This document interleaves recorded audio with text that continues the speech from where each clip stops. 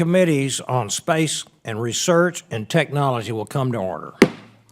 Without objection, the chair is authorized to declare recesses of the subcommittees at any time. Welcome to today's hearing entitled Astronomy, Astrophysics, and Astrobiology. And now I recognize myself for 5 minutes for an opening statement. The science of astronomy, astrophysics, and astrobiology expands mankind's understanding of the universe. It seeks to answer fundamental questions as to the nature of our universe, our place within it, and whether there is life beyond Earth. NASA has a long history of space-based astrophysics and astronomical science. Since the 1960s, NASA has operated space-based observatories. Among the most famous of these are the Hubble Space Telescope, which has produced some of the clearest images of the universe to date. The Hubble Space Telescope became the first of NASA's 4 great observatories, which aimed to observe the universe over the entire electromagnetic spectrum and would go on to include the Compton Gamma Ray Observatory, the Chandra X-ray Observatory, and the Spitzer Space Telescope. Looking to the future, the James Webb Space Telescope, or JWST, is set to launch in 2018. This will be the most powerful space-based observatory to date and will be used to search for planets outside of our solar system that could harbor life. In my own district at Johnson Space Center in Houston, NASA's historic Chamber A thermal vacuum testing chamber will be used for end-to-end testing of JWST's optics in a simulated cryo-temperature and vacuum space environment. I'm proud to represent the hardworking men and women at the Johnson Space Center who have contributed and are contributing to JWST, our nation's next great space-based observatory. In fiscal year 2016, NASA was appropriated approximately $1.35 billion for astrophysics and astronomy. This investment of our tax dollars funds the operation and development of NASA's space-based observatories and the science that is produced. And while I believe that this is a worthwhile investment, I also have an obligation to ensure that NASA's programs are administered wisely. To that end, this committee continues to closely monitor major NASA programs such as JWST and the Transiting Exoplanet Survey Satellite, or TESS, as JWST and TESS progress through the critical integration and testing phase next year and next. I expect regular updates from NASA on progress made and the information about any potential issues well in advance. The science priorities for NASA's astronomy and astrophysics activities are strongly informed by the National Academy of Sciences decadal surveys. The priorities selected for the decade of 2012 to 2021, as outlined in the New Worlds, New Horizons in Astronomy and Astrophysics decadal survey, were to search for the first celestial bodies created in the universe and seek out nearby Earth-like planets suitable for habitation and advance our understanding of astrophysics and the laws by which the universe operates. We are roughly halfway into the prescribed decadal and look forward to hearing about the progress we've made toward achieving these very goals. Since the 2012 decadal, there have also been numerous scientific achievements that continue to inform NASA's astrophysics and astronomy programs. Perhaps one of the most remarkable achievements of the last several years is the discovery of Earth-like exoplanets orbiting distant suns. A little over 2 decades ago, the only planets known to mankind were those within our own solar system. In the past decades, scientists have confirmed the existence of nearly 3,000 exoplanets throughout the universe, with at least 8 of these exoplanets being roughly the size of Earth and residing in a habitable range of their stars. This hearing also allows us an opportunity to inform the next decadal survey for astronomy and astrophysics, for which NASA has already initiated studies. Outside organizations have already begun to discuss possibilities as well. And with the aforementioned discoveries of exoplanets and the likely operation of JWST in the coming years, there appears to be many areas ripe for future investigations. It is also important to acknowledge the numerous scientific contributions made by private citizens, amateur astronomers, and non-government organizations. Citizen scientists conduct observations and analysis of vast astronomical data sets. This is a good thing because citizen science enhances public engagement and helps inspire the next generation of young students to pursue careers in astronomy, astrophysics, and astrobiology. I want to thank today's witnesses for joining us as we discuss these very important issues, and I look forward to hearing each of your testimonies.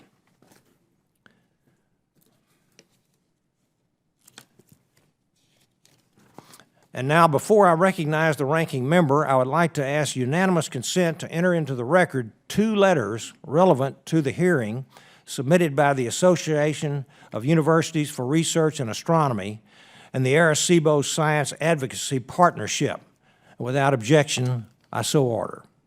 Now I recognize the ranking member, the gentlewoman from Maryland, for an opening statement. Thank you very much. Good morning, Mr. Chairman. I appreciate that you're holding this hearing this morning on astronomy, astrophysics, and astrobiology. I want to also welcome our distinguished panel of witnesses this morning, and I apologize for our delay. Throughout human history, we've looked to the stars to measure the passage of time, to navigate our ships, and decide when to plant our crops. While the study of the night sky has practical benefits to society, its real value is far less tangible, but not less important. Astronomy opens our eyes. It offers a new way to look at the world. And when Copernicus discovered that the Earth orbits the sun, it started a revolution. And when astronomers discovered that stars are made of the same elements as we are, it deepened our connection to stars and galaxies that are unimaginably far away. The recent explosion in exoplanet discoveries has brought us closer to finding out if life is common or rare throughout the universe. Many fundamental questions remain, and it's our job to ensure that scientists have the tools they need to address them. In February, this committee held a hearing to celebrate and learn more about the first ever detection of gravitational waves. If we learned anything, it's that investing in science, even when there is no foreseeable concrete benefit to society, does indeed pay off. Large telescopes like the James Webb Space Telescope, the Wide Field Infrared Survey Telescope, the Large Synoptic Survey Telescope are critical to the next generation of astronomers. We often express our support for science, technology, engineering, and math education, but those efforts are wasted if we don't make decisions now to ensure the development of researchers, facilities, and missions that will enable them to do their work. Astronomical discoveries resonate with the basic human drive to understand our surroundings. The awe they inspire is perhaps the reason that astronomy is one of the most accessible fields of science to the general public. Astronomy serves as a gateway for students who may not otherwise enter a science discipline.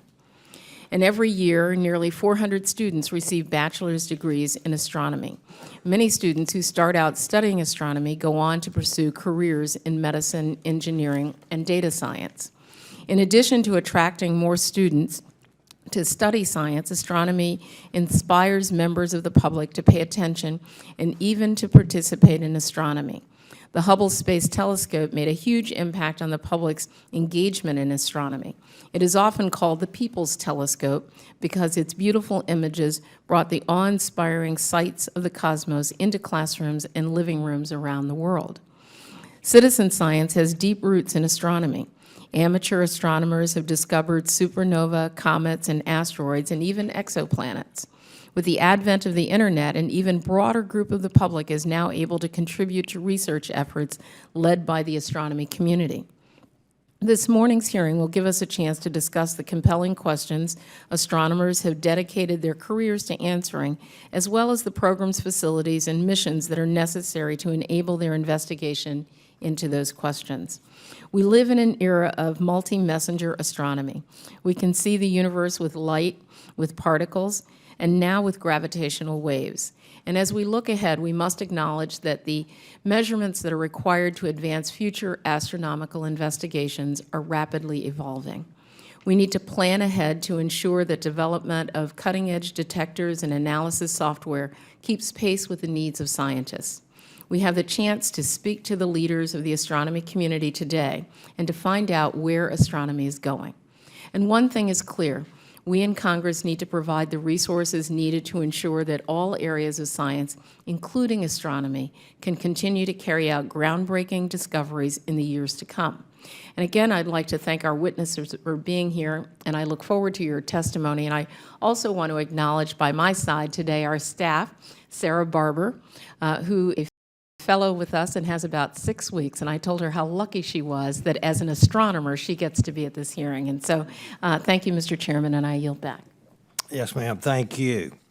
I'd like to recognize one of my interns out there, a student from Texas A&M University, from my hometown of Woodville, Texas, and that's Miss Sarah Reese. Good to have you, Sarah. That's right. Now I'd like to introduce the chairwoman on the Subcommittee on Research and Technology, Mrs. Comstock, gentlewoman from Virginia. Thank you, Mr. Chairman, and I also welcome your A&M student. I have family down in Bryan, Texas, so great university there. Since 2000, 7 of the 8 people to receive Nobel Prizes for astrophysics work have been American scientists. The United States has had tremendous achievements in astrophysics and astrobiology research. Taxpayer-supported grants from the National Science Foundation fund much of this groundbreaking research. In fiscal year 2016, NSF will spend over $246 million to support the astronomical sciences. That money goes toward an incredible variety of projects, from funding facilities like the Green Bank Telescope in West Virginia to small research grants given to faculty and students at universities around the country. It has been a productive year for federally funded astrophysics research. The biggest achievement was the detection of gravitational waves at the LIGO Observatory this past September, proving part of Einstein's theory of relativity. Just a couple of weeks ago, LIGO announced a second discovery. This amazing project was able to detect ripples in space-time caused by a collision of black holes 1.3 billion light-years away from fields in Washington and Louisiana. LIGO and its predecessors have been funded by NSF for over 30 years, and its top scientists will almost certainly receive a Nobel Prize. Some of NSF's most interesting astronomy projects are still in the works. The Large Synoptic Survey Telescope, or LSST, will produce an incredibly detailed picture of the full night sky every 3 nights for a decade. It will make its findings available to the public as it goes along, resulting in the world's largest public data set. And I think this is particularly exciting when you look at all these projects and how the public can participate, how all of our online capacity can bring this into every classroom, every part of the country, really every part of the world, wherever there might be some kind of device they can view it on and interact, and that's a really exciting aspect of it. The Daniel Inouye Solar Telescope is another important upcoming project. Scheduled to start operating in 2018 in Hawaii, it will produce the most detailed images of the sun ever by a ground-based device. NSF-funded astronomy programs are among the largest sources of international collaboration for American scientists.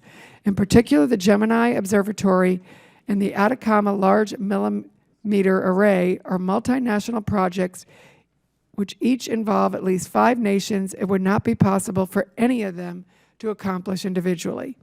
Still, NSF's astronomy program faces questions going forward. The Arecibo Observatory, long one of the premier sites it funds in Puerto Rico, is nearing the end of its life cycle. NSF needs to decide what it will do with the facility, which many in the scientific community believe can still contribute to furthering scientific discoveries and providing education opportunities. It is in our nation's best interest to continue our commitment to researching the fundamental nature of the universe. Breakthroughs like the detection of gravitational waves inspire the next generation of scientists. For the American economy to be successful in the 21st century, we need to have that skilled labor force and workforce that understands innovation and emerging technologies and leads. And I wanted to particularly note today, I'm very pleased to see the balance of women here in our panel. Having passed the Inspire Act here earlier on this committee, it's really exciting. Actually, you're outnumbering the men today, so that's particularly exciting also. So we really look forward to you inspiring the next generation of leaders. And I look forward to hearing from this panel of accomplished witnesses this morning, one of whom directs all astronomical science projects at NSF. So thank you. Thank you, Chairman Comstock. Now, I'd like to recognize the chairman of our full committee, a gentleman from Texas, Mr. Smith, Chairman Smith. Thank you, Chairman Babin. The science of astronomy goes back millennia and is one of the oldest of the natural sciences. Astrophysics, the application of physics to understand the nature of the universe, is a relatively new scientific field that has blossomed in the last few years. Space-based observations from telescopes like the Hubble Space Telescope have amazed us for decades, and the James Webb Space Telescope is only a couple of years away from launch. Recently, we have seen amazing discoveries of planets outside our solar system and the detection of gravitational waves. This is just the beginning. Many more amazing discoveries await us. NASA's chief scientist, Dr. Ellen Stofan, recently testified before this committee that, quote, "With future technology and instruments currently under development, we will explore the solar system and beyond, and could indeed, perhaps in as little as 10 to 20 years, discover some form of life, past or present," end quote. Since 1995, over 3,000 exoplanets have been identified, with several found to be in the habitable zone, where a planet with sufficient atmospheric pressure can maintain liquid water on its surface. The Kepler spacecraft discovered many of these exoplanets and led scientists to estimate that as many as 11 billion rocky, Earth-sized exoplanets could be orbiting in the habitable zones of Sun-like stars in our Milky Way galaxy alone.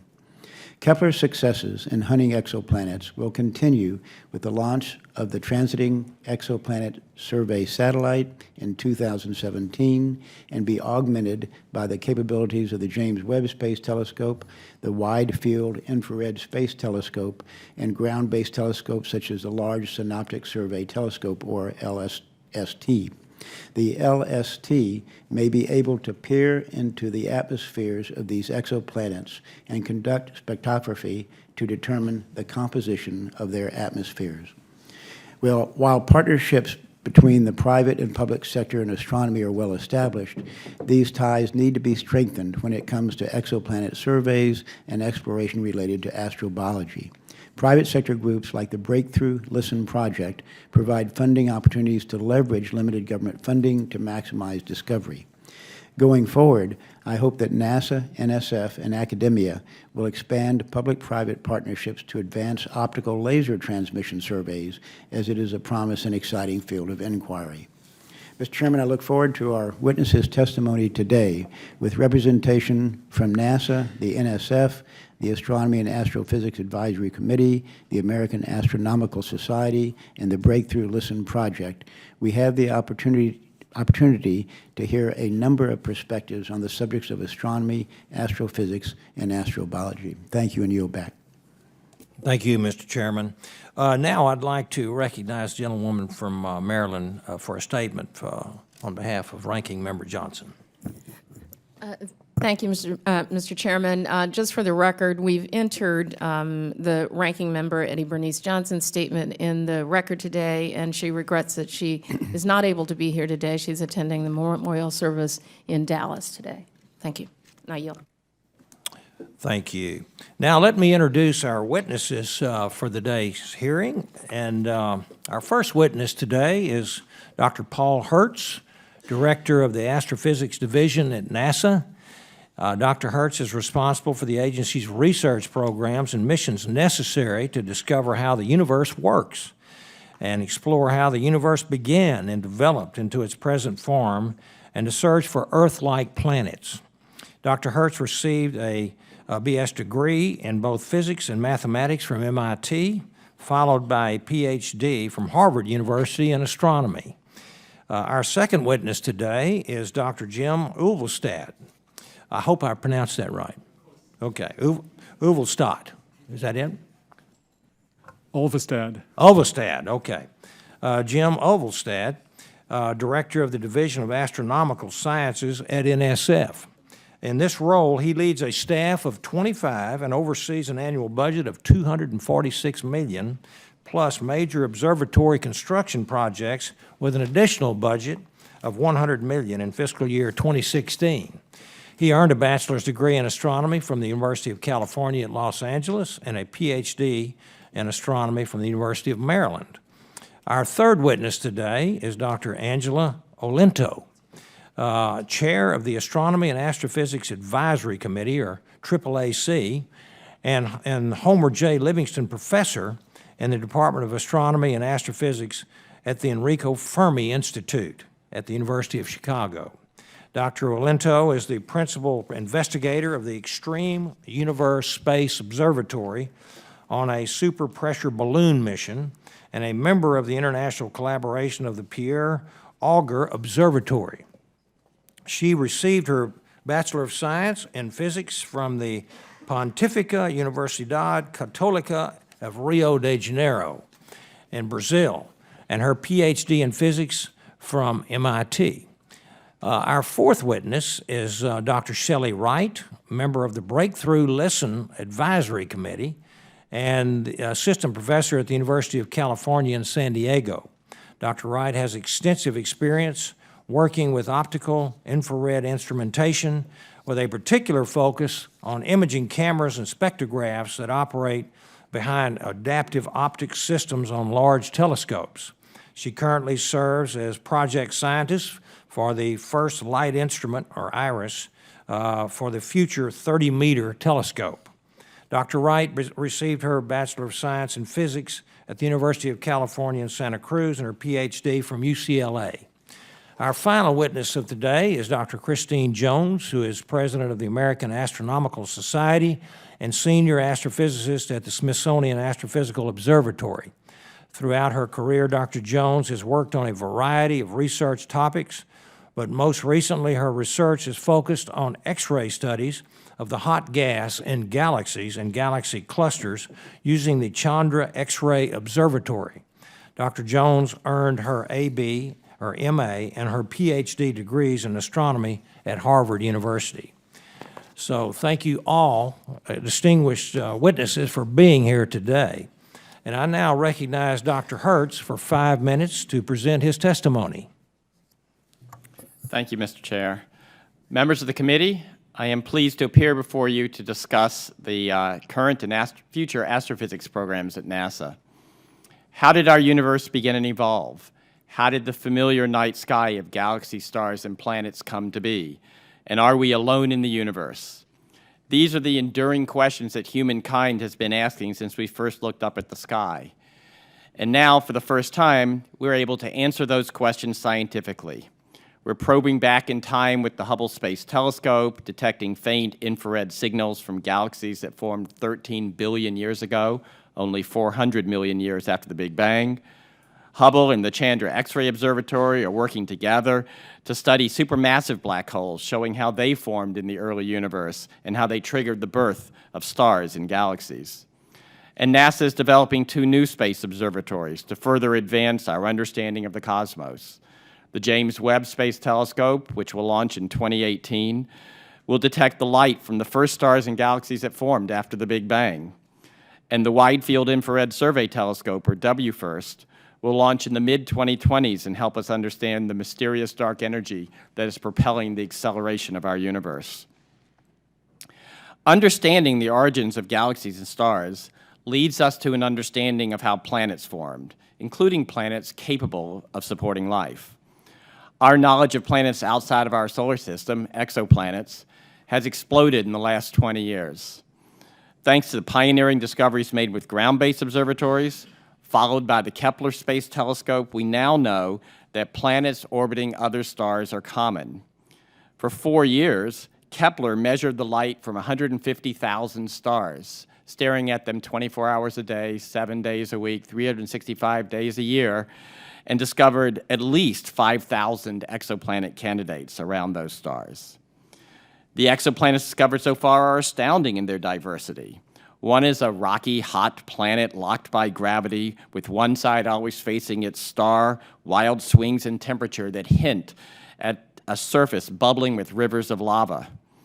Another is a scorching alien world where it rains glass sideways with winds of 4,500 miles per hour.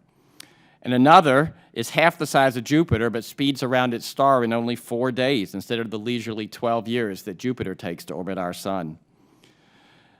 The Hubble Space Telescope has detected the most distant exoplanet known and has measured the atmospheric composition of many exoplanets using the parent star's light filtered through the exoplanet's atmosphere. And the Spitzer Space Telescope has probed the temperature and atmospheric composition and even weather on distant exoplanets. But the most compelling search is for the rocky planets that, like the Earth, might be capable of supporting life. To date, we have found 9 roughly Earth-sized planets located in the habitable zone of their parent stars. But this type of planet lies at the limits of what we can discover using our current generation of space telescopes. The Webb telescope will examine the makeup of known exoplanets through both transit spectroscopy and direct imaging. And the new observatories coming online will discover new exoplanets for study by Webb. The Transiting Exoplanet Survey Satellite TESS and the previously mentioned WFIRST. Now, one thing that Hubble, Chandra, Spitzer, Webb, and WFIRST all have in common is that they were recommended by a decadal survey. As the time approaches for the next decadal survey, NASA has initiated mission concept studies to inform the next decadal survey's deliberations. Following the recommendations of our advisory groups, we have identified 4 large mission concepts to study. What type of science might we expect from future NASA space observatories? An X-ray surveyor might discover the first generation of supermassive black holes and explain in the early universe and determine the influence of dark matter on the evolution. A far-infrared surveyor might find biosignatures in the atmospheres of exoplanets and explain the origins of the dust and molecules that serve as the prerequisites for life. An ultraviolet visible infrared surveyor with a large mirror might capture the first starlight in the early universe, detect water worlds and biomarkers on distant Earth-like planets, and image the icy plumes from moons of giant planets in our own solar system. And a habitable exoplanet imaging mission might search for signs of habitability in the atmospheres of planets orbiting stars in our Milky Way galaxy. We're fortunate to live during a time when grand scientific quests are possible and in a country that values the curiosity and discovery as inherently noble pursuits. And at NASA, we're thankful to Congress for its continued support. So thank you, and I'll be pleased to take any questions the committee might have. Thank you, Dr. Hertz. Now I'd like to recognize Dr. Ulvestad for his opening statement. Thank you, Chairman. Chairman Babin, Ranking Member Edwards, Chairwoman Comstock, Chairman Smith, and members of the subcommittees, we thank you for the opportunity for the National Science Foundation to discuss the exciting progress in astronomy, astrophysics, and astrobiology, and the outlook for the future. This remarkable progress is the product of sustained taxpayer support through representatives such as yourselves and the long-term effort of the basic research community, represented here on my left. For millennia, humans have viewed light from the sky to learn about the universe. Today, we observe across the electromagnetic spectrum from radio waves to gamma rays and are ready to look at the universe in new ways. Particles, such as neutrinos and cosmic rays, provide a different view, and gravitational waves give yet another. In this new era of multi-messenger astrophysics, NSF has a leadership role. The 6th Astronomy and Astrophysics Decadal Survey was delivered in 2010 by the National Academies. The survey stressed the importance of supporting individual investigator research as well as developing forefront observatories. 3 principal science areas were identified: cosmic dawn, searching for the first stars, galaxies, and black holes; new worlds, seeking nearby habitable planets; and physics of the universe, understanding scientific principles. These scientific areas represent enduring human quests. Take new worlds as an example. The Atacama Large Millimeter Submillimeter Array, ALMA, was recently completed by NSF and its international partners. You see before you the recent ALMA image of the star HL Tau, 450 light years away, which shows rings of gas and dust circling the star. The gaps in those rings, indicated by the dashed lines, are swept out by planets, just as Saturn's satellites sweep out gaps in its famous ring system. NSF and NASA are collaborating on a new instrument to measure the velocities of stars precisely and detect motions influenced by planets having masses similar to Earth's. This instrument will be installed on the University and NSF-supported WIND telescope in 2018. Finding and characterizing Earth-like planets is an important step in understanding how planetary systems form and evolve, and ultimately whether they can host life. NSF and its awardees also are constructing 2 major observatories recommended by decadal surveys and funded by Congress. The Daniel K. Inouye Solar Telescope, which you see before you, that's an actual image, not an artist's conception, is being built on the island of Maui. Its observations will provide a deeper understanding of the sun's processes. Those processes lead to the activity that we call space weather, which has the potential to significantly impact communication and navigation systems in space and on the ground, power grids, and astronaut safety. NSF, with DOE and private partners, leads the construction of the Large Synoptic Survey Telescope, LSST. LSST is the highest priority ground-based recommendation of the last decadal survey. It will revolutionize modern astrophysics. LSST will discover thousands of potentially hazardous near-Earth asteroids. It will enable contributions by citizen scientists who will use its data sets to participate in the excitement of astronomical discovery.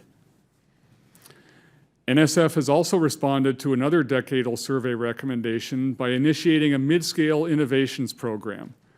This initiative is an ideal hands-on training ground for young scientists and instrument builders who will participate in the great observatories of the future. When I left graduate school, we did not know that the expansion of the universe was accelerating, that there were thousands of other solar systems, or that we would detect gravitational waves from merging black holes. Those discoveries relied on many years of support for individual investigators, on spectacular computer simulations, and on frontier observatories. With NSF observatories such as ALMA, the Laser Interferometer Gravitational Wave Observatory, and the IceCube Neutrino Observatory, we are moving rapidly into an era of multi-messenger astrophysics. NSF is proud to work with our many partners and the broad community of scientists. We are poised to continue a journey of discovery on behalf of the American public, and we thank you and all U.S. taxpayers for your support. This concludes my testimony, and I'd be happy to answer any questions. Thank you very, very much. And now I recognize Dr. Olinto for 5 minutes to present her testimony. Thank you, Mr. Chairman. Chairman Babin, Chairwoman Comstock, Ranking Member Edwards, Ranking Member Lipinski, I'm not sure he's here, members of the subcommittee, and Chairman Smith. Thank you so much for having us come here today, and it's a pleasure for me to share findings of the Astronomy and Astrophysics Advisory Committee. I'm Angela Olinto, Professor of Astronomy and Astrophysics at the University of Chicago and the current chair of the AAAC, which is a faculty committee of 13 scientists charged to assess the coordination of astronomy and astrophysics programs of the NSF, NASA, and the DOE. And also, we assess the status of the activities relating to the priorities of the decadal surveys of the national academies. Over the last few decades, astronomers and astrophysicists have revolutionized our understanding of the universe, our place in it, and the fundamental laws that govern its evolution and the systems within it. These impressive achievements are a direct result from the long-standing national investment in basic scientific research. I thank the committee and its role in continuing support for basic science. This year, the world celebrated the historic breakthrough of the first observations of gravitational waves by LIGO. This landmark discovery, discussed here in February, demonstrates the power of long-term investment in basic research by the U.S. through the NSF and the ability of scientists worldwide to work together in the challenging and fascinating quest to understand nature. This new window enables direct observations of the most extreme events of our universe, including the earliest moments of the Big Bang. Primordial gravitational waves may soon be discovered by the studies of cosmic microwave backgrounds, while a future gravitational wave space mission reached an important milestone this year, the success of the LISA Pathfinder. Gravitational waves add a new dimension to traditional astronomy, which is based on the broad electromagnetic spectrum. Together with cosmic rays and neutrinos, the multi-messenger universe is now observed with frequencies spanning 35 orders of magnitude. If we translate that to music, it is equivalent to a piano with 116 octaves instead of the usual 7, which would be 83 feet piano, twice the size of this room. We need a lot of hands and bright minds to play such an instrument. Astronomy and astrophysics contributes to astrobiology in many areas, most prominently in the study of new worlds or exoplanets, one of the 3 main science themes of the 2010 Decadal Survey. The diversity of the discovered new worlds have surprised us all. They are much more numerous and diverse than the most creative science fiction imagined. An active program to characterize exoplanets, their surfaces and atmospheres, uses both ground and space telescopes. The launch of JWST and TESS in the next 2 years will strengthen the effort further. JWST, the most powerful telescope, as mentioned here before, will be taking spectra of transiting exoplanets, while TESS will be searching for nearby Earth-like planets, providing great targets for JWST. In the next decade, the highest decadal priority, WFIRST, will inaugurate space-based direct imaging in reflected light and pave the way to a future flagship mission that might image Earth-like planets. The AAAC finds the U.S. investment in astronomy and astrophysics continues to support an outstanding portfolio of preeminent research facilities, and the coordination between NSF, NASA, and DOE has been exemplary.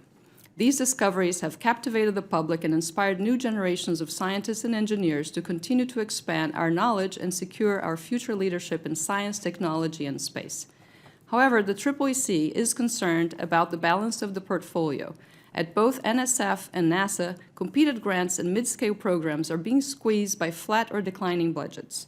These programs form the new generation of scientists and ideas. Success rates have declined in the last decade from 30% to 20%, and this is affecting the morale of the community.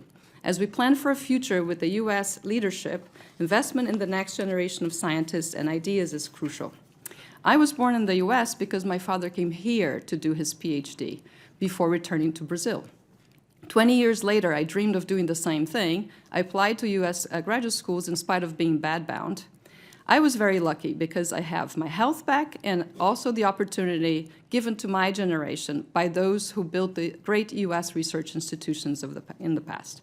Since then, I have mentored many students at Chicago who are now following their dreams in academia, national labs, and industry. Of my graduate students, 73% have been women, including the first African American to get a PhD in our department. I would like to ensure that the diverse and brilliant young talent in this country will also have the great opportunities we have. My one message today is to strengthen the base program that needs help after the past years of constrained budgets. Let's support the next generation as past generations have supported us. Thank you for listening. I'll be pleased to answer any questions. Muito obrigado. De nada. Thank you for that. I now recognize Dr. Wright for 5 minutes to present her testimony. Thank you, Chairman and esteemed committee. Thank you for the opportunity to discuss the scientific pursuit for finding other intelligent life in the universe.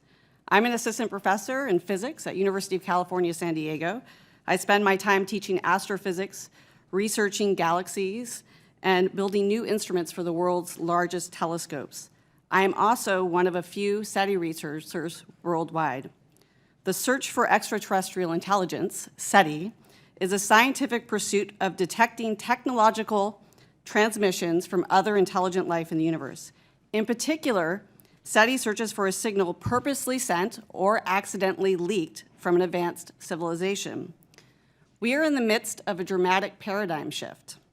Only in the last few years, thanks to NASA's successful Kepler mission, we know that 1 in every 5 sun-like stars in our galaxy harbors an Earth-like planet. This greatly encourages our search for life and intelligent life elsewhere in the universe. But given the lack of sustained academic funds for SETI, few opportunities exist for researchers and students to engage in this field. Yet many believe there is no single discovery that will more fundamentally change humankind's view of our place in the universe than to discover ET. Since the search in 1960, SETI is predominantly conducted at radio wavelengths. Numerous SETI programs have made use of the largest U.S. and international radio telescopes. Still, SETI radio searches have barely scratched the surface for detecting faint interstellar signals. Thanks to constantly improving technology, the coming years still promise new, more sensitive SETI searches.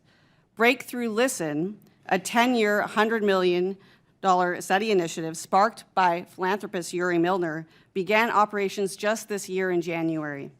Breakthrough Listen is using the Green Bank Telescope in West Virginia, the Parkes Radio Telescope in Australia, to attempt a radio search that is 50 times more sensitive and covers 10 times more sky than all previous SETI searches before. Just this month, the Chinese have finished final assembly of the world's largest radio dish at 500 meters in diameter.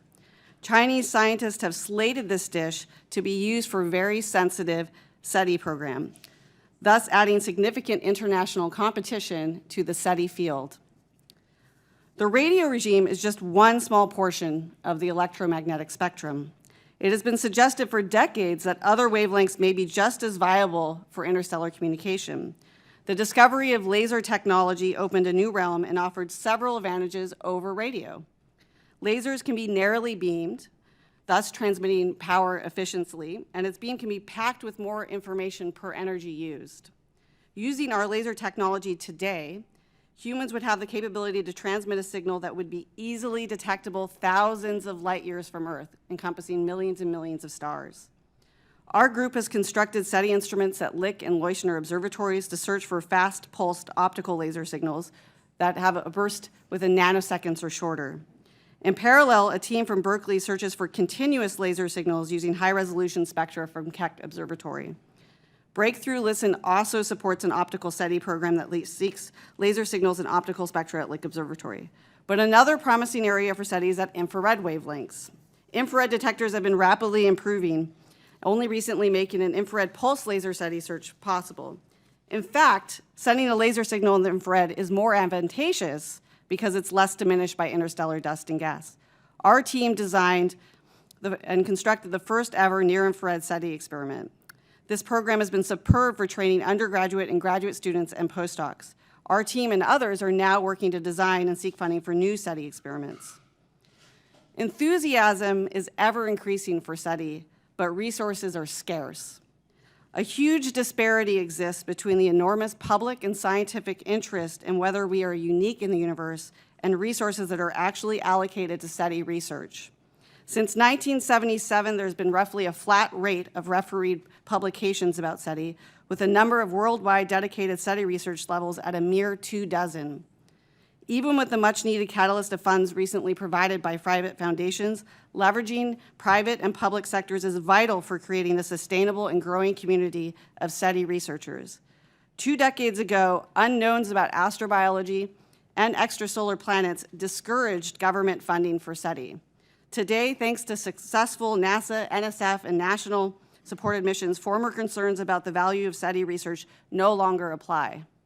While there's much to learn about the universe, the relevance for advancing SETI is stronger today than ever before in the history of humankind. So thank you for your consideration and listening today. Thank you, Dr. Wright. Now recognize Dr. Jones for 5 minutes to present her testimony.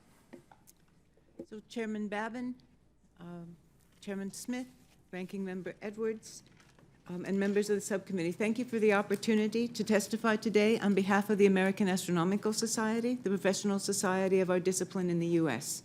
We're very fortunate in the U.S. to have a robust fleet of space and ground-based observatories that allow us to make exciting new discoveries about our universe. Congress has long been a strong supporter of these programs at NASA and NSF, and for that, our community is extremely grateful. I hope to give you just a snapshot of the exciting research, technology development, and education and outreach activities that astronomers engage in. As you know from these other testimonies, not very long ago, the only planets we knew about were in our solar system. Dark energy had not been discovered, and supermassive black holes were not known to be common in the centers of galaxies. A lot's changed since then, thanks to significant public and private support. Today, we've discovered almost 3,000 exoplanets and have another 2,500 candidates. NASA's Kepler mission found an exoplanet orbiting two suns, colloquially known as Tatooine, after the double star system in Star Wars.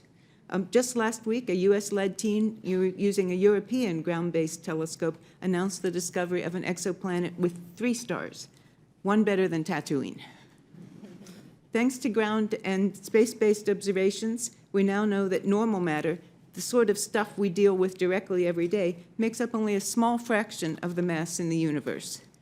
The rest of the mass is dark matter, or dark energy, which isn't even matter at all, but it is driving the accelerating expansion of the universe.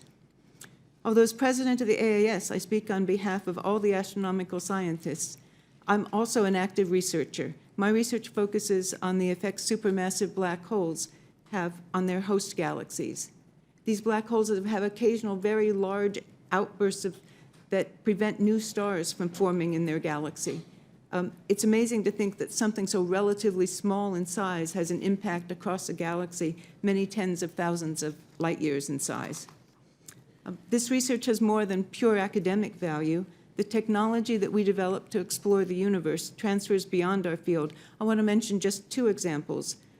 Much of the time, as you've heard, when astronomers want to study objects, they're very, very faint.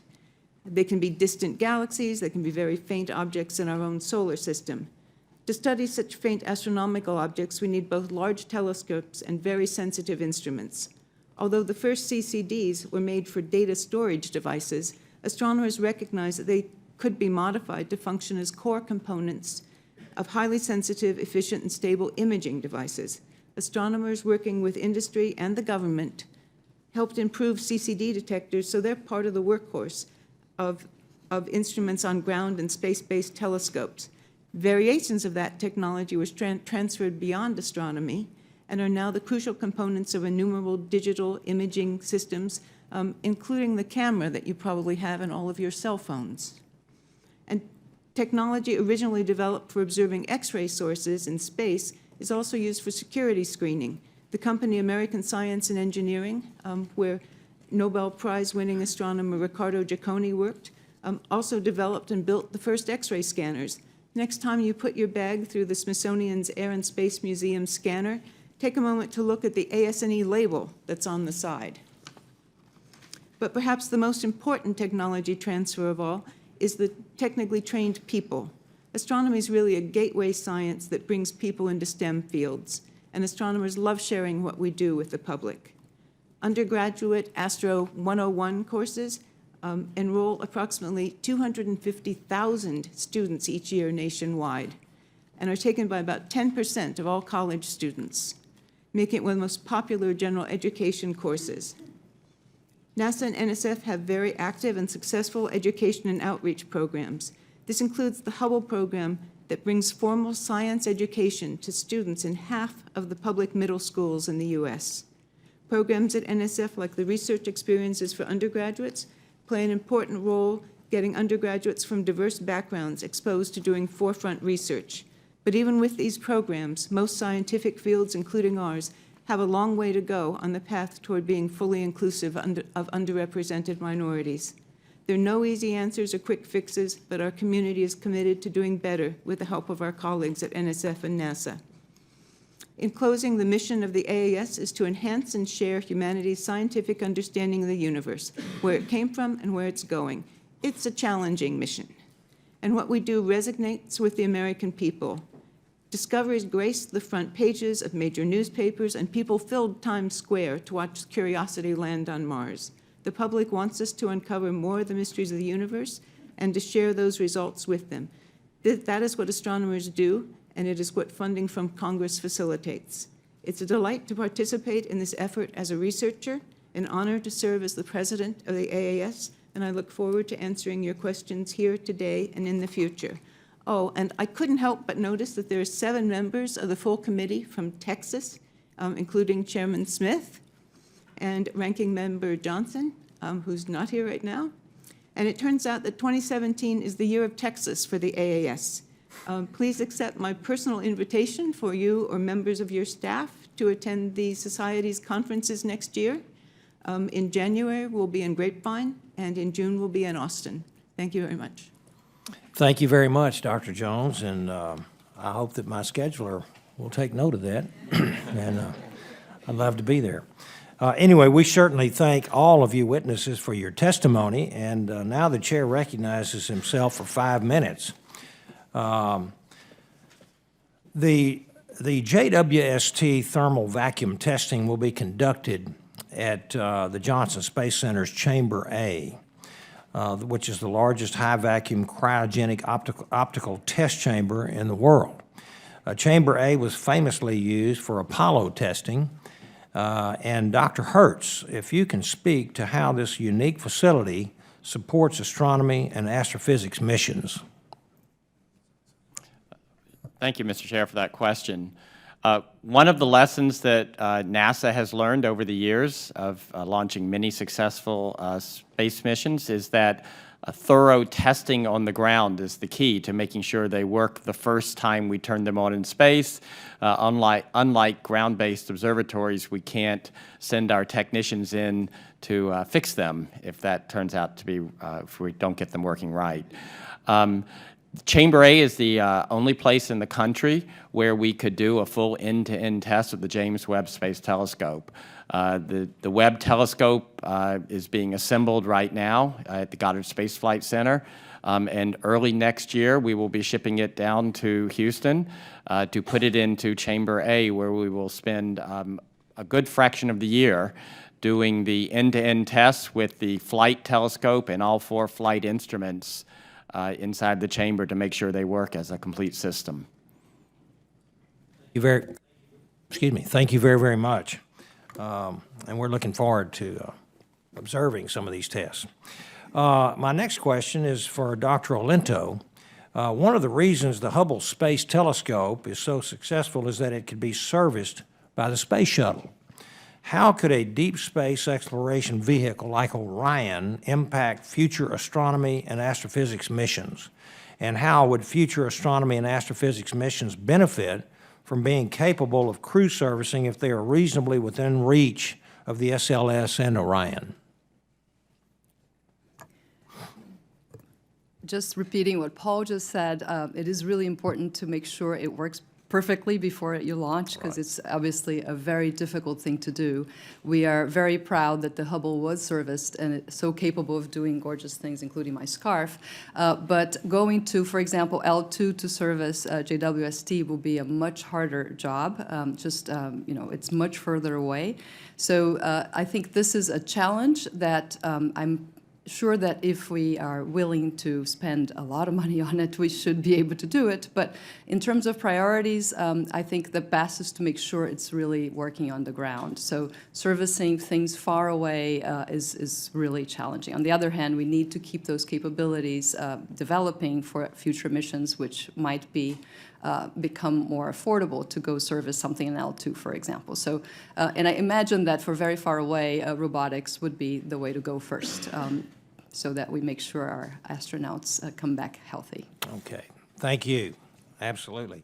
Now, a question to really everyone concerning the SLS. How will the capabilities of the Space Launch System impact future astronomy and astrophysics missions? Some of it's been addressed already. And how should the next decadal survey account for these capabilities? Who would like to address that first?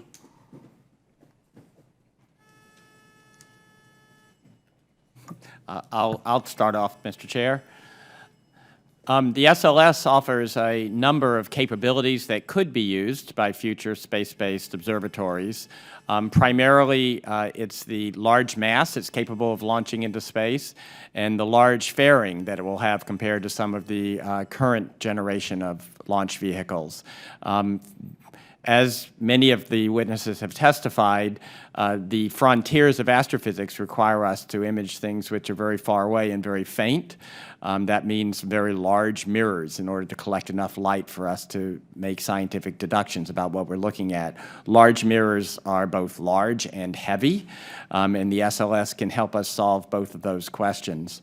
As I mentioned, we have ongoing right now 4 studies of potential future NASA missions to help inform the next decadal survey, and all of those committees are looking at whether, so all those studies will lay out what are the requirements for those future observatories, and if those requirements can be best met by an SLS instead of some other launch vehicle, that is certainly one of the tools that would be available for realizing a future observatory. Okay, thank you. Anybody else want to take a answer to that?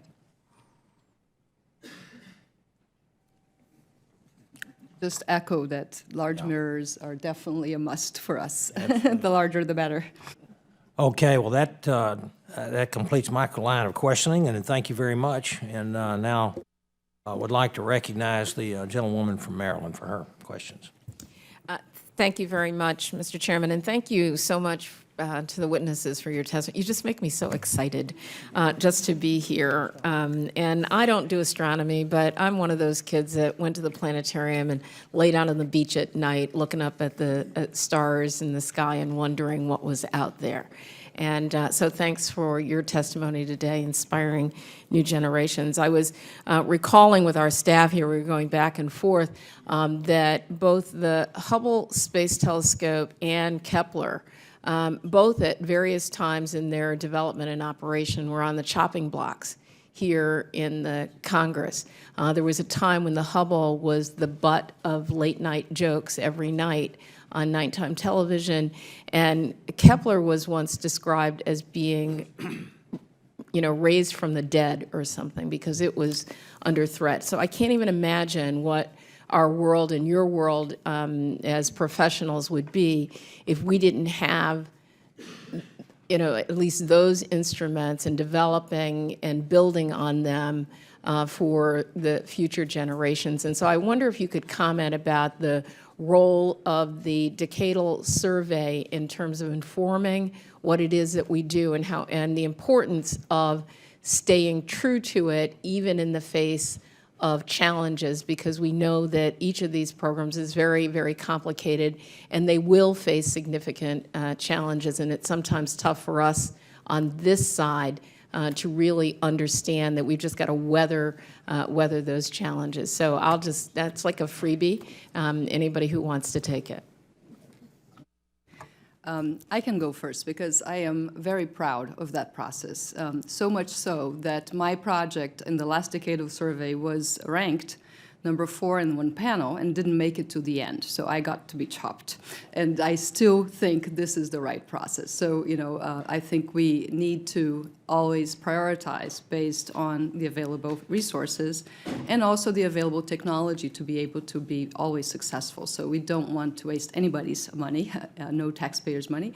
And this is a huge effort within the community. We spend a lot of time trying to tell our colleagues, and I think the format that we set up, which is really, merit-based and having our reviews by colleagues of what we are proposing, a really good way to sort out the priorities, the top priorities for large programs.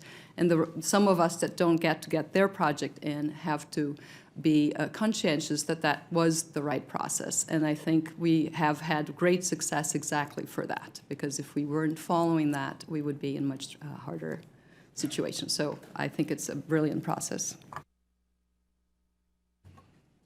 I'm pleased to, well, first of all, Representative Edwards, I want to say that I bet every single one of us were kids who laid on the beach and looked up and observed the night sky, and we're excited by it. I'm pleased to say that at NASA, in astrophysics, all of our missions our mission decisions are driven by the recommendations and priorities of the decadal survey. Our large missions are those missions which were prioritized to be done first in the most recent decadal survey, and our smaller missions are selected through open competitions, which was also a recommendation of the decadal survey. And so, by following the decadal survey, we are assured that we are realizing the highest priorities of the science community in addressing the broadest possible range of science. Thank you. And can you add to that, what is the, and Dr. Ulvestad, if you would comment, what's the challenge of, trying to figure out not just what the priorities are, but trying to project what some of the challenges might be so that we get closer on the money front? Because I think that's where we get held up. And then, and add to that, what are the threats to U.S. leadership if we don't engage in a process right now? So first, I'll say that we too subscribe very rigorously to the decadal survey in setting priorities for ourselves. And one of the challenges we face, as you alluded to, is that the decadal survey committee has to make assumptions about what future budgets are going to be going out 5, 10, 15 years. And so they give us a program, a set of priorities based on some projection. And as you may know, the decadal survey came out in 2010, right about the time that there were difficulties in the banking community and so on. And so we haven't realized the budgets that were recommended or that were sort of believed by the decadal survey. So a really important part of the decadal survey is that they not give us a laundry list, but that they give us priorities. And that way we're able to adjust to circumstances that are not exactly what they assumed. So decadal surveys should always be aspirational. They should always reach for the stars that we all laid and looked at, and we won't be able to do everything they recommend. But by them recommending a compelling program and by them doing a good job of prioritization, that really is one of the best ways that we can react to budget circumstances that are inevitably different from what they assumed. My time's up. Thanks, Mr. Chairman. Thank you. I'd like to now recognize the chairman of the full committee, a gentleman from Texas, Chairman Smith. Okay. Thank you, Mr. Chairman. Let me direct my first question to Dr. Hertz and Dr. Wright. And it seems to me that one of the most promising fields of discovery right now may be detecting optical transmissions from other worlds. And I was going to ask each of you if you could give us an update on what's going on in that field and what our hopes are. And Dr. Hertz, if you'd like to go first. Well, I'm going to defer to Dr. Wright, as Okay. This is not an area that NASA is currently pursuing, and I don't consider myself an expert at all in this area. Okay. Well, one, I regret NASA's not pursuing it, but Dr. Wright? I think I can talk, I spoke a little bit about the programs on the optical SETI and the infrared SETI front. Radio's had, 50 years to get a stronghold in the SETI community, Right. while I would say the optical SETI community, or laser SETI in particular, is still in its infancy. We're still trying to make use of the technology that's on hand. There are many things that we can do, and there are many scientists that are interested in doing data mining on all the astronomical data sets that are already there, from the Very Large Array to the Arecibo to Hubble Space Telescope, even Kepler. And that involves getting software engineers involved, other astronomers to think creatively about how they can actually go in there and data mine unusual signals. And so one promising area where people want to move to is look at existing data sets and try to see if we can get optical transmissions. We are also, our team and others are designing a new all-sky, all-time optical SETI and infrared, wide-field infrared SETI experiment, which we're seeking funds to. And we have a meeting coming up in August to go talk about the next phases for this. Okay. Thank you, Dr. Wright. Dr. Ulvestad. So I just wanted to mention, we talked about the Large Synoptic Survey Telescope earlier. Yes. That telescope will see of the order of 10 million transient sources per night. That is a source that isn't there in a catalog, but is brighter or fainter or wasn't there at all. And I think given the power requirements of lasers, people aren't going to be pointing their lasers to us all the time. So when that telescope comes up, I think its ability to survey large parts of the sky rapidly and compare them to existing data sets will be very powerful, but it will require the kind of data mining that Dr. Wright just referred to understand what might in fact be a laser-related signal. Okay, thank you. Actually, my next question was for you, Dr. Ulvestad, and that is, what discoveries do we expect in, say, the next 5 to 10 years when it comes to exoplanets? So there's a couple things that I expect we will see over the next few years. I mean, discoveries by their very nature are not easily predictable, but we build capabilities and we can sort of understand what kinds of discoveries those capabilities can be sensitive to. So one is that with our partners at NASA, we're working on this very high-resolution spectrograph that will go on a telescope in Arizona and be able to measure masses of planets similar to the Earth. So I expect we will get specific mass measurements of some more Earth-like planets from that over the next 5 to 10 years. A second is that with our Gemini Observatory, we have an instrument called the Gemini Planet Imager, which enables us to image planets like Jupiter in Jupiter-like orbits around stars and actually to get low-resolution spectroscopy at the same time. So I think we'll be learning more about the atmospheres of some of the extrasolar planets. And those observations will drive theoretical understanding of formation and evolution of planetary systems. Okay, thank you. And Dr. Olinto, is there sufficient coordination between NASA and the National Science Foundation when it comes to astrobiology? I think the answer is yes. And I was at the AAAC as a member in 2003, 2006, and at that time, I don't think the two gentlemen next to me, the equivalents, would have each other's cell phones. And before the testimony today, we were joking that they could exchange and give each other's testimony. So I think that the coordination has been really wonderful. One of the things we are looking into in terms of the coordination is near-Earth objects, because LSST has a capability, per the Decadal Survey recommendation, to search for near-Earth objects, which is a mandate for NASA to implement. So these things will need to be coordinated too, so we're looking forward to that upcoming coordination between the two. Good enough. Thank you. And Dr. Jones, thank you for the invitation to the conference. Since I represent part of Austin, I will be there next June. Thank you. We will welcome you. Thank you. Yield back, Mr. Chairman. Thank you, Mr. Chairman. I now recognize the gentlewoman from Oregon, Ms. Bonamici. Thank you very much, Mr. Chairman, and thank you to all the witnesses. We really appreciate your expertise. I want to ask you a little bit about international cooperation, which is something that we discuss a lot in this committee. Dr. Hertz, I understand that NASA was not able to lead the large-scale X-ray and gravitational wave missions recommended by the Decadal Survey. What is the status of the NASA partnership with the European Space Agency on the Athena and L3 missions, which will address those areas? And I wonder if you could talk a little bit about how important it is for the U.S. to be involved in those missions. And also, I want to bring in Dr. Wright, because you mentioned something about the FAST telescope and the SETI work. And can you talk about the potential for collaboration while we still need to, of course, maintain our U.S. leadership? Are there some areas where we're competing rather than collaborating? Dr. Hertz.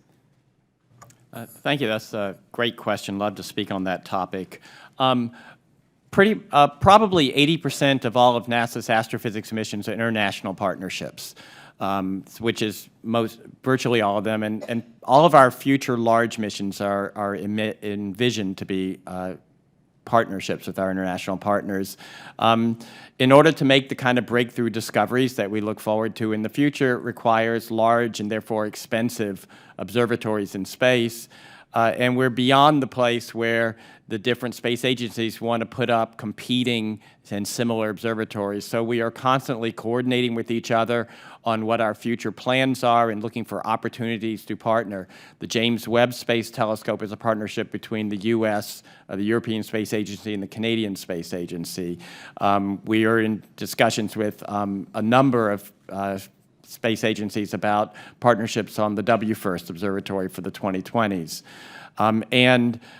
We have talked to the European Space Agency about partnering on their next two large astrophysics observatories, the ones that you mentioned, the Athena X-ray Observatory, and we have a very mature understanding of what NASA is likely to contribute to that observatory as it goes through the European process of being approved.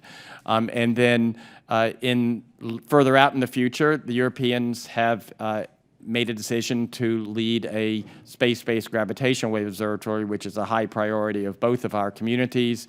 We have expressed a strong interest in partnering in that. We are engaged in discussions about what our role might be, and we have been for the last number of years investing in technology development here in the United States to make sure that we have developed unique technologies that we can bring to such a partnership and make a U.S.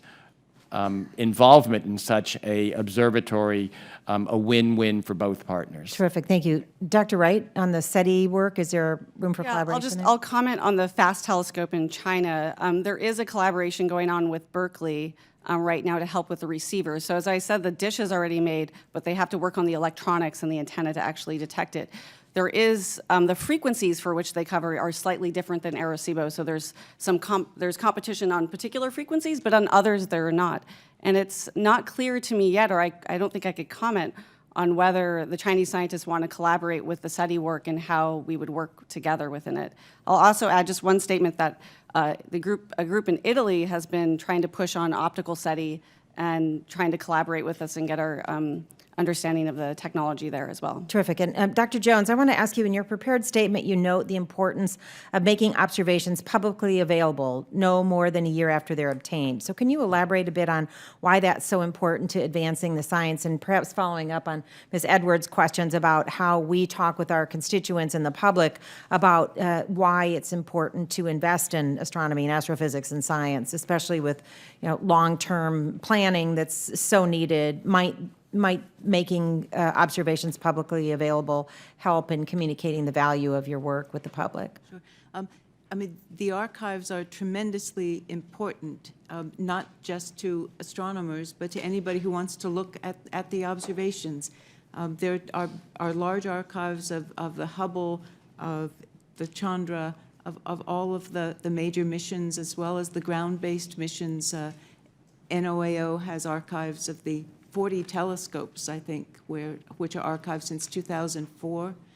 And NRAO also has large archives of the radio observations. Just in the remaining time, are there some examples of where observations conducted with federal funding are not made publicly accessible and available? No, I think they're all made accessible on a timescale no longer than a year. Some are made sooner, but it's tremendous research. So much of what people have discovered, they've discovered from the archives, not because they were looking to propose to do something, but they find it in the archives. Terrific, and I see my time has expired. I yield back. Thank you, Mr. Chairman. Thank you. I now recognize the gentleman from Oklahoma, Mr. Lucas. Thank you, Mr. Chairman. And Dr. Wright, when the general public focuses on SETI, we live in a time where it wants immediate gratification, things happening right now.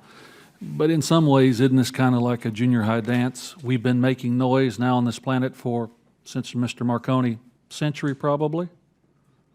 So the noise wave is, what, 80, 90, 100 light years out? If you're past that point, then there's no indication that we're here to the rest of the universe. Fair statement? Therefore, part of the challenge of finding something is someone looking for us too.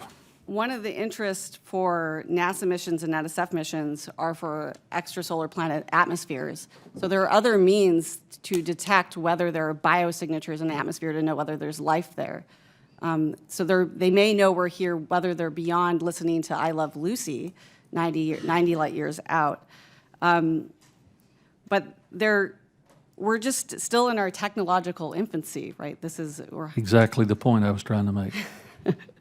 So the standpoint for SETI is that hopefully we maintain our technology and civilizations much longer, and they would be advanced thousands or hundreds of thousands of years longer than us. So they would have other means for this. Along that line, that means that we have to maintain our basic investments in not just technology, but people. But Dr. Wright, to you and Dr. Olinto, discuss for a moment the nature of the astrophysics research programs in American universities. How many are there? How do we compare to 10 or 20 years ago? What kind of facilities they have to work with? That next generation who'll come after all of us in this room, where are we in this country right now? I think we're doing quite well. I think that there's been no greater interest than for astronomy and astrophysics. The facilities we have many ground-based observatories that we use through universities, small-based facilities that have been excellent for trying to test innovative new instrumentation on, which is very important before we bring them to larger ground-based telescopes or we give them to NASA to put on space-based telescopes. There's heavy student involvement, and in fact, the enrollment is even higher for astrophysics bachelor's degrees. Those programs have spread through academia. And there's a greater interest within a PhD, which I think has already been commented by the panel. A PhD in astrophysics is a great springboard to any of the STEM fields. Dr. Olinto? Thank you for that question. I agree, it's really wonderful times, and the number of students and interest is just growing. But as I mentioned in my statement, one of the challenges of flat budgets is that the facilities which we really love to build and want to use do keep growing because, they have to be constructed, operated, there is inflation. So it's much harder to protect the grants program and the mid-scale program, which is where the new ideas and the new people get formed. So this is the big challenge right now in trying to make sure that the future will be as wonderful as the present, is to really find a way to protect this most flexible part of budgets, which is the individual grants program. And I was just visiting her institution, and on the board there is the plot that we wrote in the AAAC with the proposal pressure going high. I mean, the pressure is so much higher that much fewer grants are being able to be funded. So I think this is the challenge we are facing now, that we should keep an eye on that, because it obviously doesn't come in as a flagship mission. It's always sort of the small programs, but those are really where the new blood comes in. So But you're confident the blood exists if the resources definitely. available are there for them to do their work? Exactly. Does exist? Yes. Dr. Hertz, you mentioned the 9 Earth-like planets so far. What's the range in light years away? Closest to farthest, just rough numbers. Yeah, I certainly don't know that off the top of my head. I'll be glad to take that question for the record and get back to you. That's a fair response. Thank you. Yield back, Mr. Chairman. Thank you very much. Now I'd like to recognize the gentleman from New York, Mr. Tonko.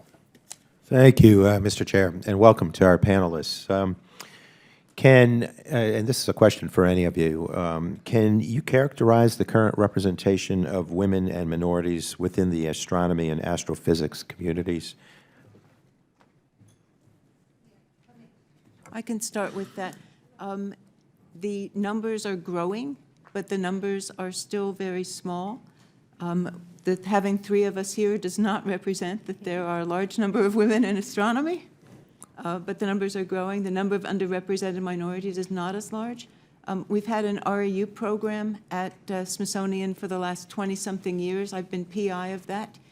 We take 10 students each year. This last year we had 300 applications. We've always had at least half of them are women. And we have a few, not as many as we'd like, of underrepresented minorities. But I think those NSF programs are tremendously important for bringing in women and underrepresented minorities.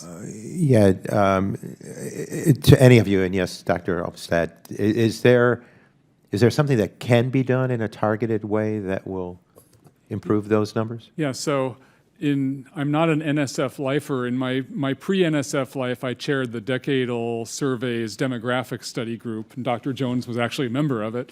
So I think on the gender side, we see substantial increases in the number of women in the physical sciences and astronomy. I think that the numbers, if you look at the undergraduate level in astronomy, are approaching 40 to 50%. And one of our challenges is that as you get to the higher levels in academia, those numbers tend to get smaller. And so a challenge to us as a society is really how to maintain the interest of the people who are coming in as undergraduates. On the underrepresented minority front, I think the physical sciences in general have not done very well. We have specific programs in our division, in our materials research division in NSF, But I'll point out that NSF-wide, the NSF has just started a new initiative called Includes, and it's a long acronym, I don't remember exactly what it stands for, that's specifically aimed at underrepresented minorities. We recently had our first round of pre-proposals for that and got over 600 pre-proposals that will be winnowed down to full proposals that will be invited. So I think NSF as an institution is trying very hard to sort of get these programs going. I think that one of the issues for NSF is that we can address things at sort of the college and postgraduate level, and a lot of the issues relating to representation start much earlier in careers. Thank you. And to Dr. Jones and perhaps Dr. Olinto, what's the impact of low proposal success rates on the nature of the projects that get funded? In this high-pressure environment, is there sufficient support for the more long-term investigations that don't have a clearly defined result within a couple of years? The low proposal rate makes it very hard for people. They're just, when only one proposal in 10 roughly is being accepted, I think it's discouraging. The funds that usually come in because those proposals are successful are usually the ones that support graduate students and postdocs. So it makes that, you can't support as many of the younger people who are coming up. So, it is very, it's hard and it's discouraging for members of the community. In theory, the best science, the very top 10% is still getting done, but much of the science is really excellent and should be supported. So. Dr. Arlento? To add to this, it's difficult in many respects, and especially because it used to be 30% and now it's 20%. So the change makes people propose more because they used to get grants. So folks that had support stop having support, and new folks coming in will then have to fight even harder. And what happens is you have excellent reviews that don't mean funding. So when you write an excellent proposal and you get no funding, then you don't know what to do the next year because, how come it can't go better than excellent. So if we leave excellent proposals on the chopping block, that is a problem. If we don't have a perfect number, but historically the 30% seem to have been a very healthy way to keep excellent and very good science and innovative. Because when you're squeezing the excellent out, you're also squeezing the risk, right? Because we know that those three will probably be okay. This one, which takes a little more risk, will not. We probably don't fund that because we don't know, and that's not how science should be done, right? We should really gain from a little bit of high risk investment. Obviously, not all of it of the portfolio. So it's very difficult right now because of this decrease. So anyway, yeah. Okay. Well, my time has expired. Let me thank you all for participating today. With that, Mr. Chair, I yield back. Thank you. Now recognize the gentleman from California, Mr. Rohrbacher. Thank you very much, Mr. Chairman, and thank you to our panelists today. It's been very thought-provoking.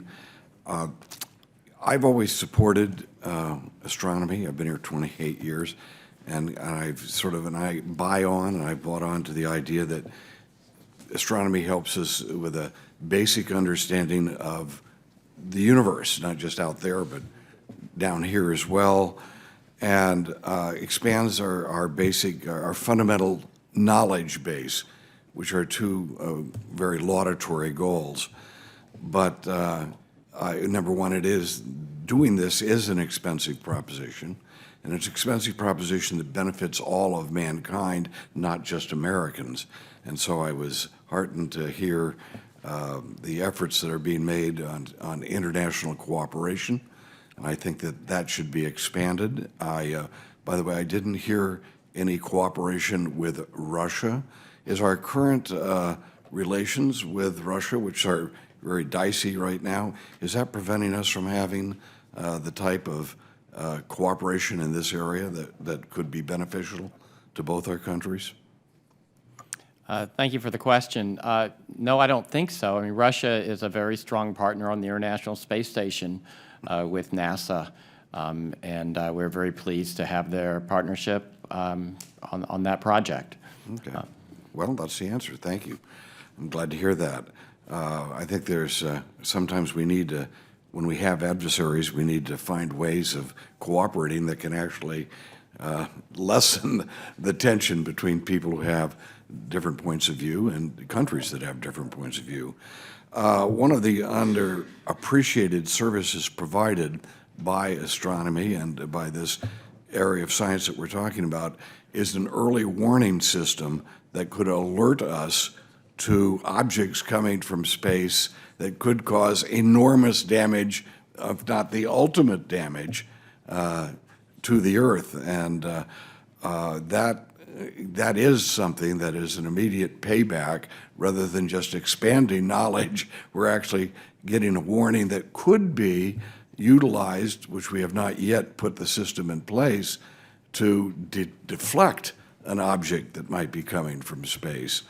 One of the prerequisites in order to set something like this up, which has been a long project of mine, one of the really assets that we would have is the Arecibo telescope. And Dr. Ulvestad, there's been some statements that you've made that indicate that Arecibo, we were in the initial steps of mothballing it.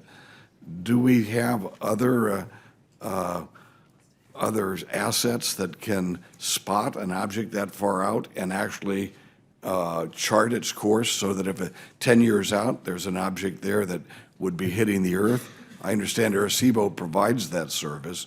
Do we have other ways of providing that service intact now? So first I'll say we haven't made any decisions about what the future of Arecibo is. We're studying a variety of options, but in terms of detecting objects far out, what you really need for that is a survey telescope with a very wide field of view, which Arecibo is not. So Arecibo's radar can be used to characterize the properties of an object, say an asteroid, that is already known about that you can point at. But in terms of the NSF investment, the LSST, which can survey the sky and, as we said, would detect... Is that already in place? No, that's being built. That will be... It's not in place, so we don't have something in place that would, if we mothball Arecibo this year, that would be immediately taking over that particular threat and handling that. Well, Arecibo, as I said, is not a survey telescope, so it can only do radar characterization of asteroids that are already known about. So radar calculations, by the way, of where it would actually threaten the Earth. No, what they actually do is they do radar assessments of what the composition of the object is, because if it's like a rubble pile versus a solid iron mass, it will have a very different impact. But does not, the Arecibo telescope is not involved with charting the actual potential of an object to hit the Earth? It's involved with tracking it. The tracking can also be done with optical and infrared telescopes. Could be done. Yes, and is done. Is being done. Yes. So if Arecibo, so your testimony today is that Arecibo is not providing at this time a service that is not all being provided by someone else. So as I mentioned, the radar characterization is unique to Arecibo, the characterization of the properties of an asteroid. Right. Now, NASA also has a radar at Goldstone, but that's a smaller dish, so its reach into the distance is not as far. Right. So the actual being able to determine, as you say, what the composition is not something that tells us whether or not that is a threat to the Earth? It tells us something about whether it's a threat to the Earth. I think that it doesn't tell us uniquely about its path. Okay. Well, Dr. Hertz, could you give us your answers to that? Well, I certainly agree with everything Dr. Ulvestad said. He mentioned the Goldstone radar that's part of our deep space network. It's also used for radar characterization of asteroids, and unlike Arecibo, it can be pointed. Of course, Arecibo cannot be moved, sitting in a valley the way it does. and Dr. Olinto, do you agree with? Yes, I think there are many survey telescopes that are working now, Pan-STARRS, Dark Energy Survey, other survey telescopes of the type that LSST will be the primary. LSST will be another huge next-generation improvement on what we already have. So there is a menu of things that one can do, but LSST will certainly add a huge amount to this issue. Yeah, now, again, I'm really looking at, and Mr. Chairman, what's important is not what we are planning to do, but what we have. And quite often, for example, when I was chairman there in your seat, we passed a bill called the Pete Conrad Astronomy Awards Act, which gave people awards for discovering the biggest Earth object out that might threaten the Earth. And, you know, that it's just a very small amount of money, but that's never been you know, we've never appropriated the money for it.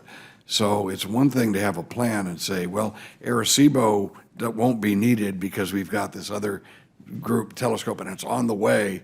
Until it's there and until it's appropriated and actually put in space, we have to calculate on what capabilities we have at this point. And while I agree with you, and the decadal studies should show what's important, what's really important is making sure our Earth isn't destroyed by some space object and all of us die. And if there's any other priority, I think that would have to be the top priority. And we need to make sure that we don't have holes in the system as we're planning to put something up. Let's make sure we keep Arecibo and other assets until those alternatives are in place. Thank you. Thank you, Mr. Thank you. Gentlemen's time has expired. Okay, Mr. Byer from Virginia. Thank you, Mr. Chairman. And, you know, America's had a sad week, a rough week. So thank you so much for coming here with so much optimism and so much energy, so much belief that we're doing a lot of things really well. By the way, I have two of my interns here today, Alexa and Max. But I bring up Max because his favorite movie is Interstellar.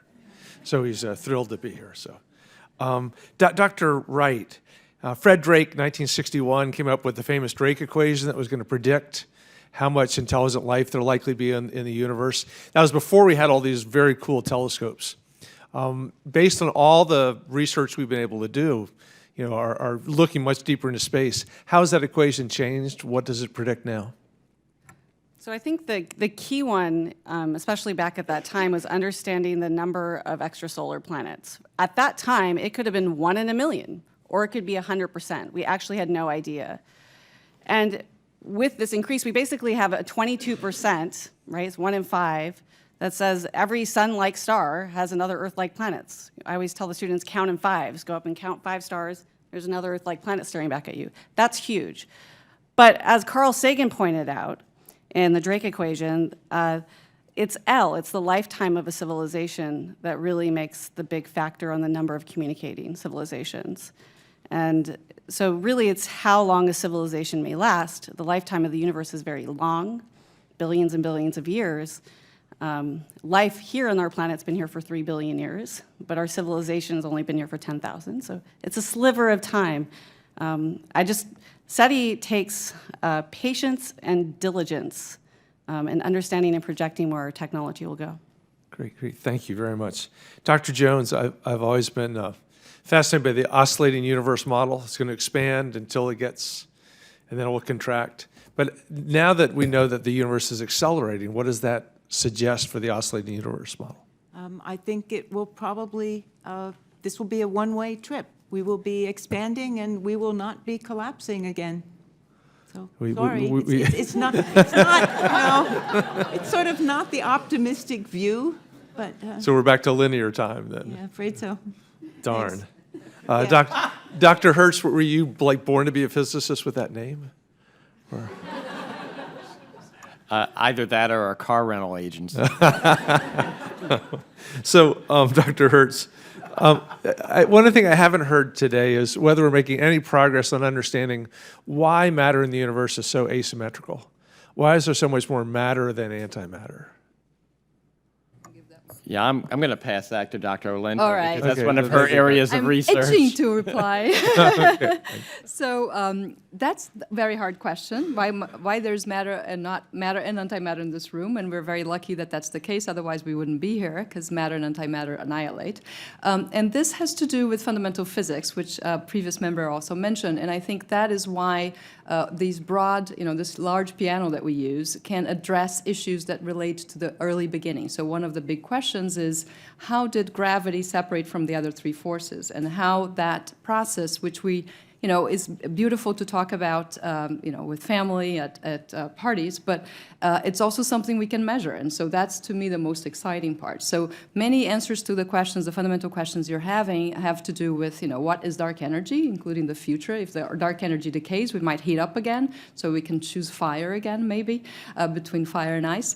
But the early moments of the universe we can address by looking at the microwave background. And this is one of the many areas of research that the portfolio of the Decadal Survey is considering and also investing on. And it is an interagency, both NASA, DOE, and NSF, the three agencies we oversee, are investing very heavily on looking at these primordial microwave background patterns. By looking at the polarization of this light, which comes from the Big Bang, we can tell some properties of gravity at the time. And then that will connect to the fundamental physics that separated matter and antimatter, for example. So it's all a very interesting pursuit also.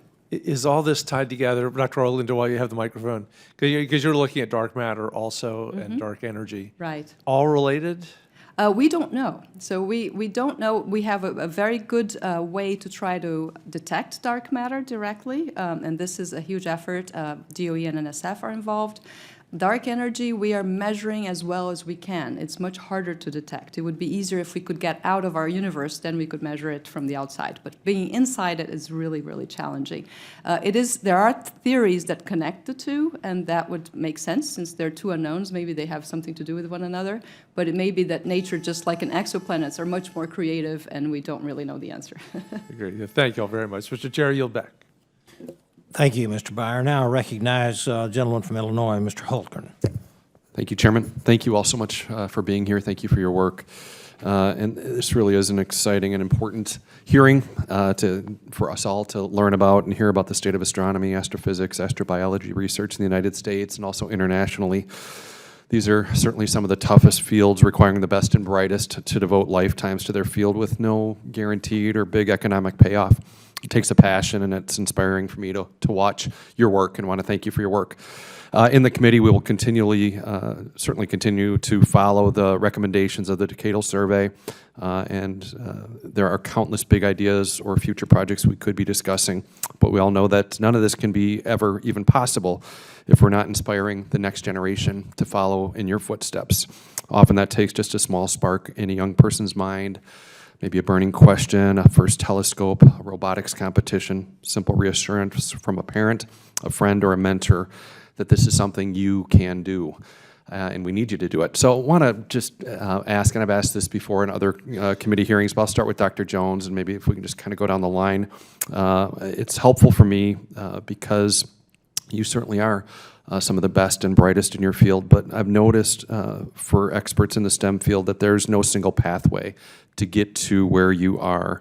So just some simple questions. Wonder if you have any thoughts. When did you know that this was something you wanted to do?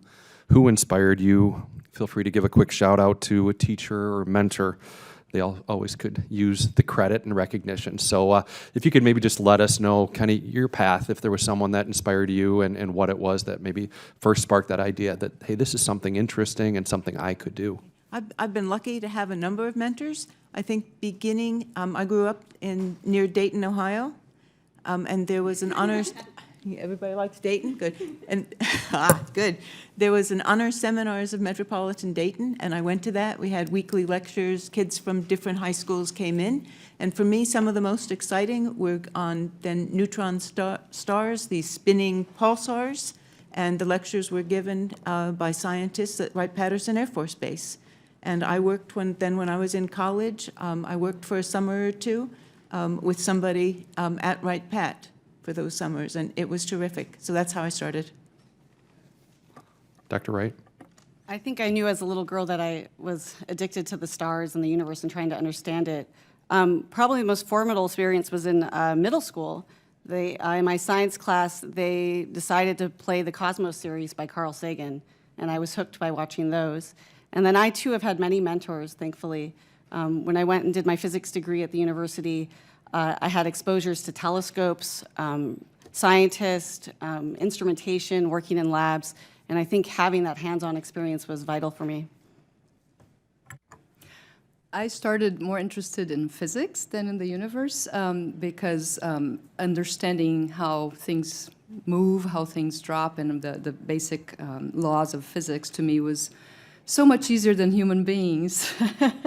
But very soon after getting interested in that, I realized how the universe is the best place to actually learn more about physics because it has all kinds of systems, it takes everything to the extremes, so it's been a wonderful path. And I have many other interests in high school, but certainly high school teachers were really important. Also my parents, my father always challenged me for all kinds of math quizzes, and the Cosmos series, which I art in Portuguese in Brazil, so the outreach is really broad in that sense. So I thank for all this production that happened here. And also the Apollo missions made a big impression for me as a kid.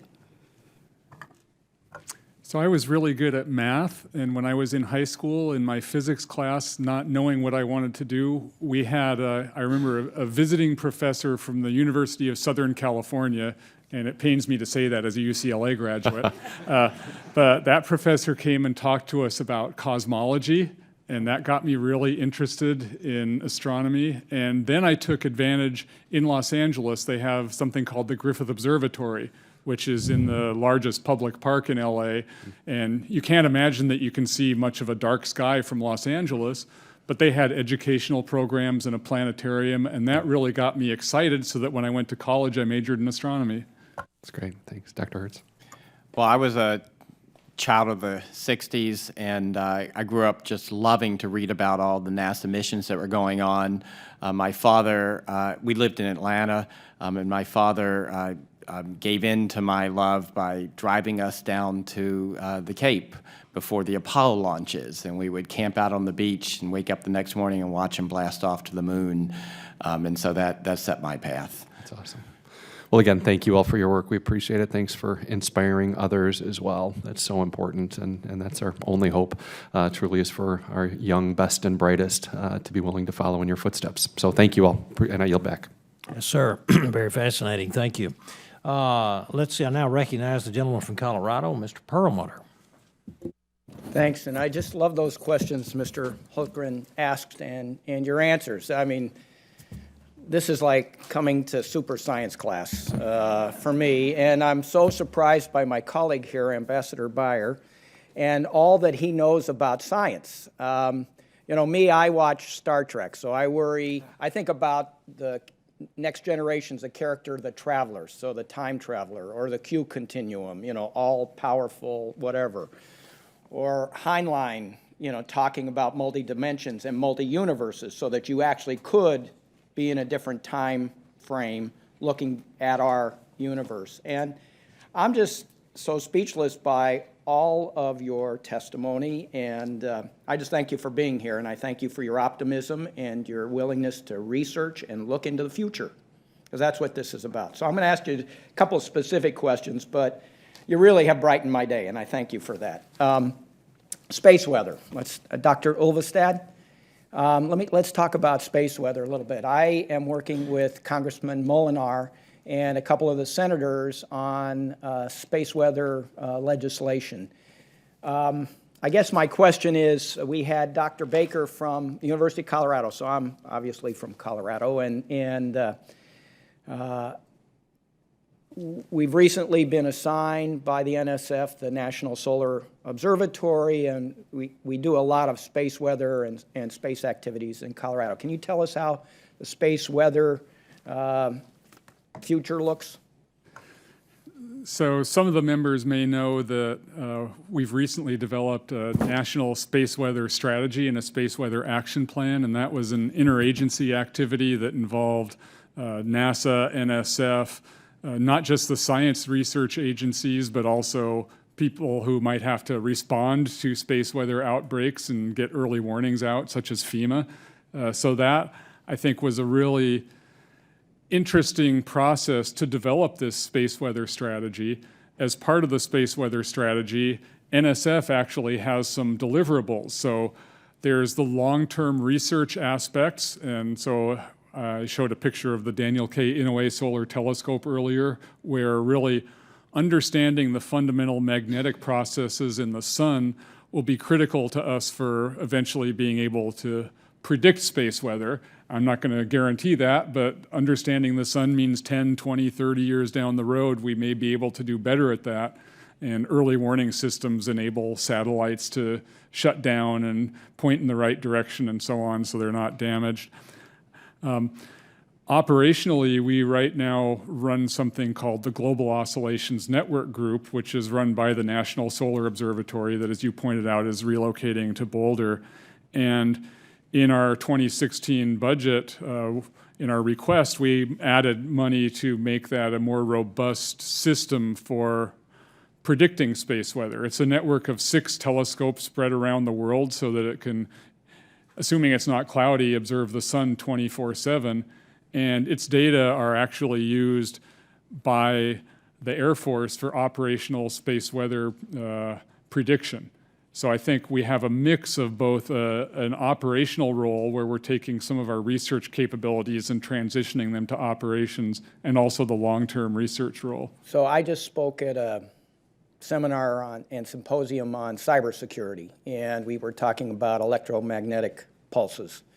So, you know, potentially man-made, but more likely something coming out of the sun, that a flare of some sort that just fries, you know, our communications grid, our electrical grid, or whatever. So I hope, I mean, obviously that's what you're talking about in terms of the operational assistance that NSF is giving. Yeah, so the NSF role in that is primarily the research role. We don't have FEMA's job, and we don't have the DOE job of sort of maintaining the electric grid. So our goal is to be able to produce the research that will enable us to do better predictions in the future, and the issue of like hardening the electric grid is kind of out of our realm. Just a closing thought, and Dr. Hertz, I had a bunch of questions about this space shade that might help our telescopes, but I just want to congratulate the astronomers and the astrophysicists on, and somebody may have done this before I got here, on getting to Jupiter within 1 second, and the engineers and the mathematicians and the technologists and everybody who helped on that. And my only question is, how are we off by 1 second? That was rhetorical. I'll yield back to the chair. Thank you, Mr. Perlmutter. Now I recognize the gentleman from Ohio, Mr. Davidson. Thank you, Mr. Chairman. Thank you all for being here. Thanks so much for the encouragement and just an impressive amount of information. Growing up near Dayton, Ohio, near Wright-Patterson Air Force Base, one of the first field trips I took was to the Neil Armstrong Space Museum as a kid. And so it's long been an interest. And I found that I would not be able to pilot any of these aircraft, so I might just jump out of some of them. So here in our orbit, though. Turning away from, not to take anything away from all the great science we've just talked about, I want to talk a little bit about the science of project management. And so, Dr. Hertz, you mentioned about the JWST program, and for 2016, the goal is to have the 3 main components, the scientific instruments, the telescope, and the spacecraft completed. Is that project on track? The James Webb Space Telescope project is on track. It is executing the replan that was laid out in 2010, and for which Congress, thank you, has been appropriating the right amount of money in each year to allow us to make progress against that plan. We have not accomplished the things that you listed, but those were not planned for 2016. Those are in 2016, we've assembled the telescope and the instruments together, and the spacecraft is being assembled separately in California. The telescope and instruments are in Maryland. The spacecraft is in California. At the end of next year, we will be shipping the telescope and instruments to California to be mated with the spacecraft. Okay, thank you. But we are on plan with our, on track with our plan. Okay, thank you. Dr. Ulvestad, the telescope under construction in Maui, so thank you for the physical picture of it. It looks great, still in progress, but a bit over budget. Inspector General issued an alert warning for further cost and schedule risk to the project. I'm just curious, what steps has NSF taken to address the concerns, and how confident are you that you will meet the new project deadline and budget?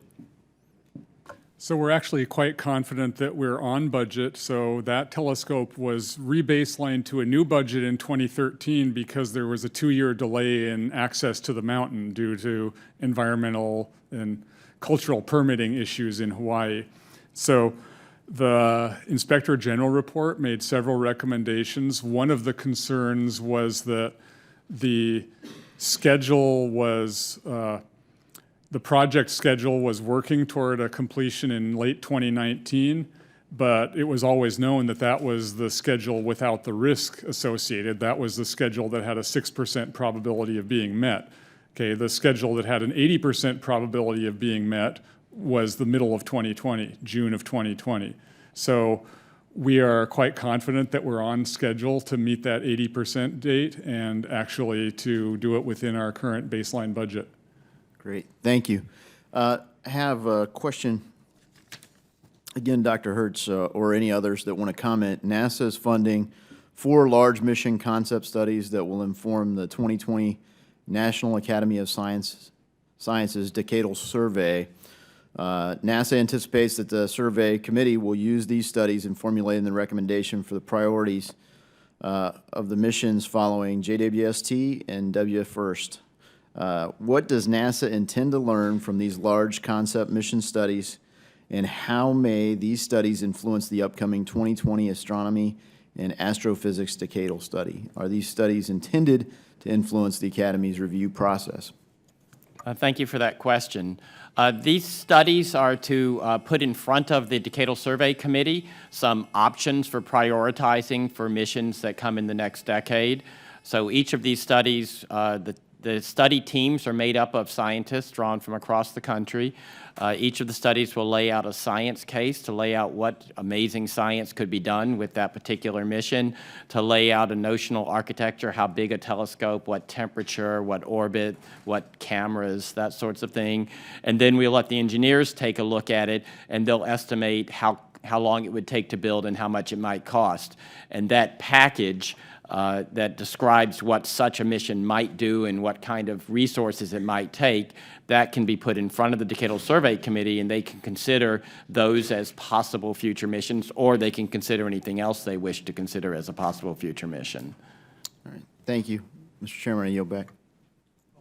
Thank you. Thank you very much. I want to thank the witnesses for their very valuable and fascinating testimony, and for the members up here that have asked great questions. The record will remain open for 2 weeks for additional comments and written questions from members. And so with that, this hearing is adjourned.